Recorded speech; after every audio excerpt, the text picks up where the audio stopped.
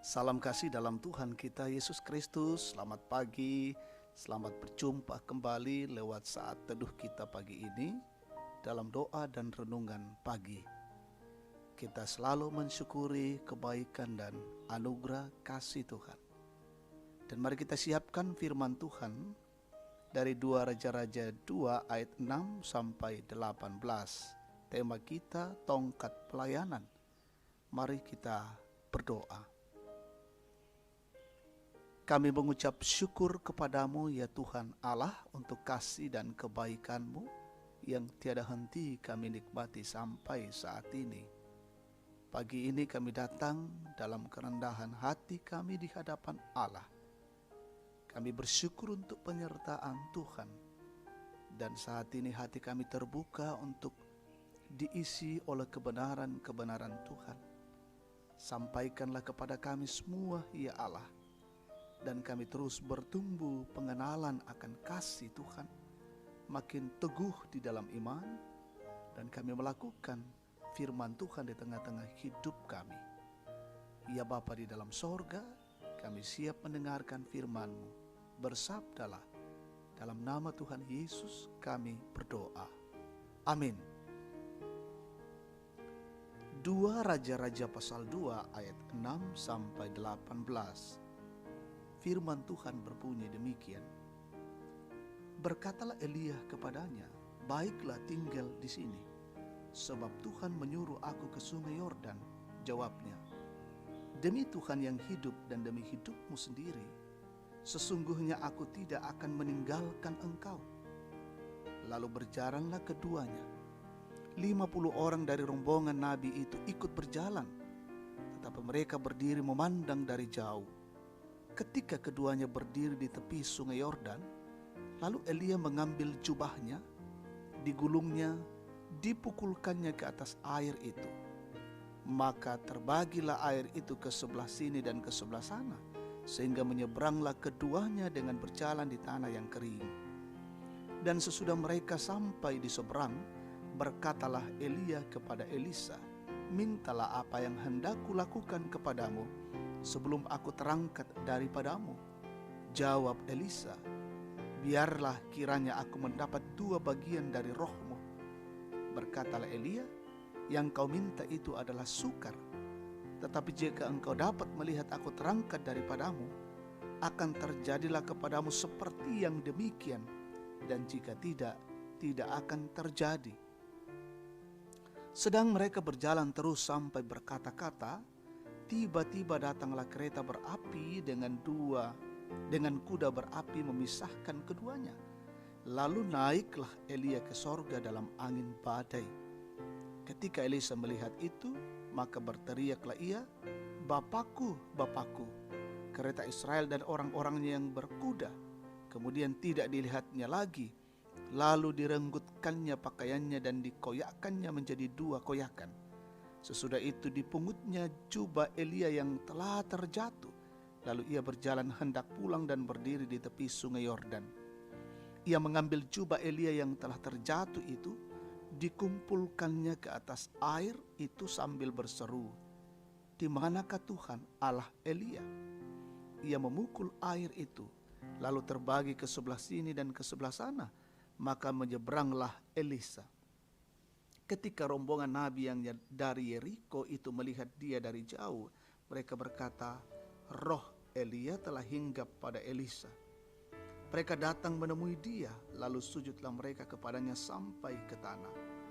Mereka berkata, coba lihat, di antara hamba-hambamu ini ada 50 orang laki-laki, orang-orang tangkas, biarlah mereka itu pergi mencari Tuhanmu. Jangan-jangan ia diangkat oleh roh Tuhan dan dilemparkannya ke atas salah satu gunung atau ke dalam salah satu lembah.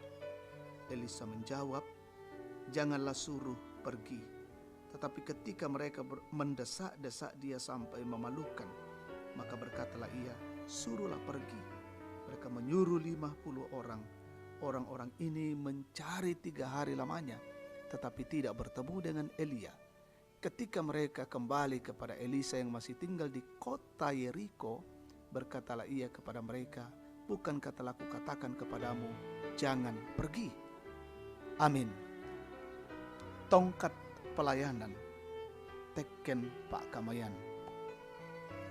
Saudara-saudara yang Tuhan kasihi, semua orang ada masanya dan semua masa ada orangnya. Seperti itulah roda kepemimpinan dalam suatu lembaga. Pemimpin yang memerintah sekarang akan berakhir pada masanya dan digantikan oleh orang yang berbeda. Kelanjutan hidup, visi dan misi terletak di tangan pemimpin yang akan menggantikannya.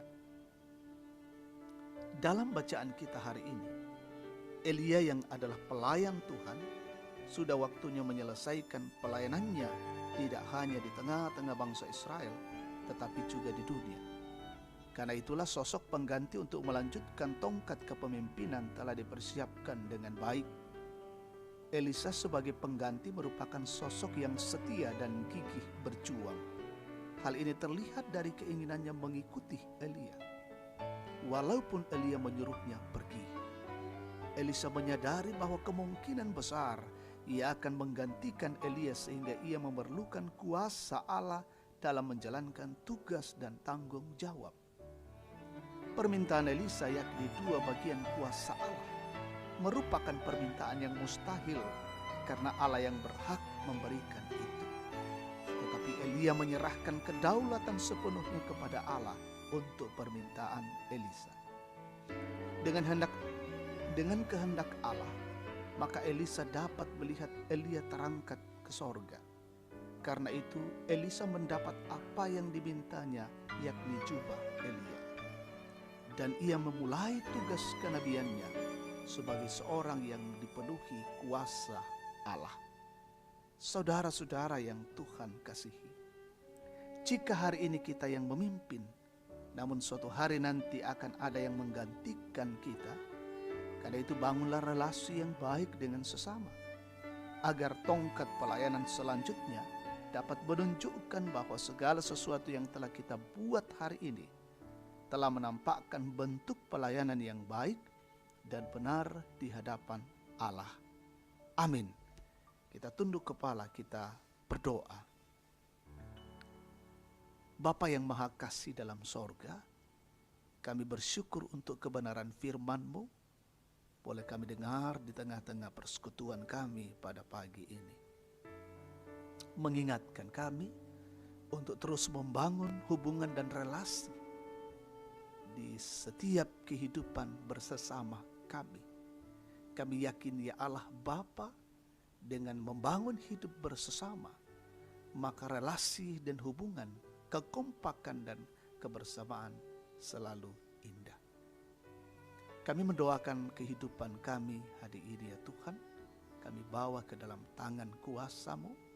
Peliharakanlah dan bimbinglah kami hari ini bersama dengan seluruh keluarga kami, bersama dengan seluruh jemaat-Mu Gereja Toraja Tangerang, bersama dengan saudara-saudara kami di berbagai tempat.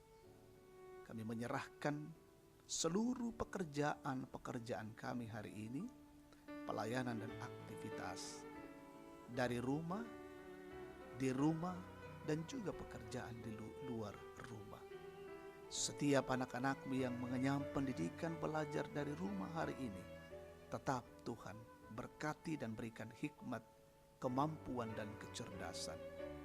Menikmati sukacita bersama dengan saudara-saudara kami yang berulang tahun, kelahiran, pernikahan, sembuh dari penyakit, dan menikmati berkat-berkat baru dari Allah.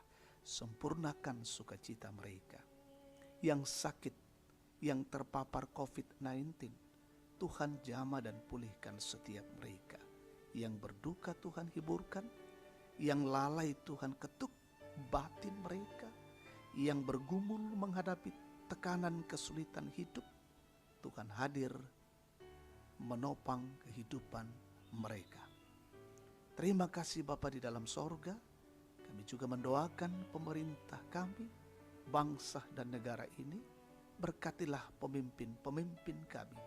Berikanlah hikmat dan kemampuan kecerdasan untuk mengarahkan bangsa dan negara ini, mengarahkan masyarakat, dan senantiasa boleh menjalankan roda pemerintahan dengan baik. Berkati semua pejuang-pejuang di negeri ini yang dalam rangka memutus mata rantai COVID-19. Biarlah Tuhan Allah wabah ini boleh cepat berlalu dari kehidupan kami. Ini doa dan syukur kami pada pagi ini. Kami sampaikan kepadamu di dalam nama Yesus, Tuhan dan Juru Selamat. Amin. Demikian saat teduh kita pagi ini. Tuhan memberkati.